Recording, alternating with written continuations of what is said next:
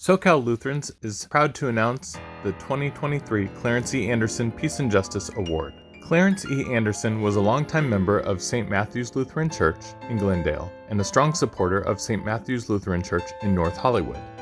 As a gay man, Clarence felt the sting of exclusion and prejudice throughout his life.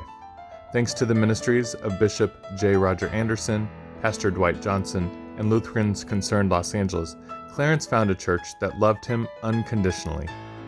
Clarence lived a simple life of quiet generosity, and at the time of his passing in 2001, he left most of his estate to Lutheran congregations and organizations committed to the full inclusion of LGBTQ persons.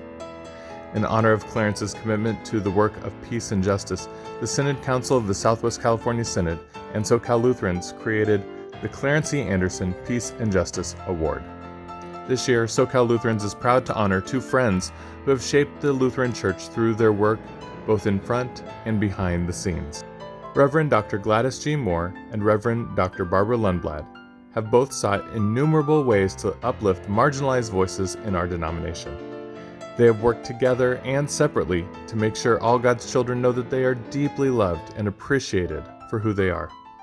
Gladys and Barbara are likely best known for their individually public lives as openly lesbian pastors. Before the ELCA's policy change, they were both able to defy discipline because of the protection from their bishops in favorable synods. They both served on the board of Lutherans Concerned, now Reconciling Works, and were active in the Friends of Bradley group organized to support Reverend Bradley Schmeling during his ecclesial trial in 2007 for coming out.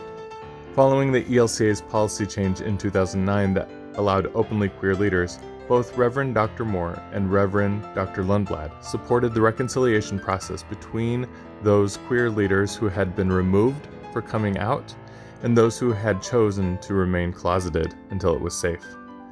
They both modeled honesty and vulnerability that helped form a strong foundation for the next generation of queer clergy.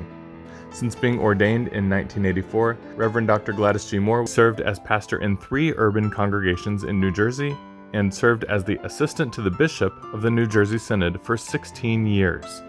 Reverend Dr. Moore was the Dean of Religious and Spiritual Life and the Director of Diversity and Inclusion at Mount Holyoke College, where she expanded the welcome for young people unsure if there was a place for them at the table. In 2021, she received an honorary doctorate from United Lutheran Seminary in recognition of her distinguished career in the field of theological education as teacher, scholar, author, and public servant. Reverend Dr. Barbara Lundblad is an alumnus of Augustana College, Yale Divinity School, and the Lutheran School of Theology in Chicago. She first served Our Savior's Atonement Lutheran Church in New York City. She also served as campus pastor at Lehman College and New York University. She taught preaching in several esteemed institutions before joining the faculty at Union Theological Seminary in 1997, where she now serves as the Joe R. Engel Professor of Preaching Emerita. In 2007, she served as the president of the Academy of Homiletics. Barbara was instrumental in organizing the strategy of graceful engagement at the 2007 Churchwide Assembly so LGBTQ clergy could share their stories and help move moderate delegates toward positive change. Reverend Dr. Lundblad is the author of Transforming the Stone, Preaching Through Resistance to Change, and Marking Time, Preaching Biblical Stories in Present Tense. Both Reverend Dr. Gladys Moore and Reverend Dr. Barbara Lundblad exemplify the many ways we are called into peace and justice work. Sometimes prophetic, sometimes supportive, oftentimes both.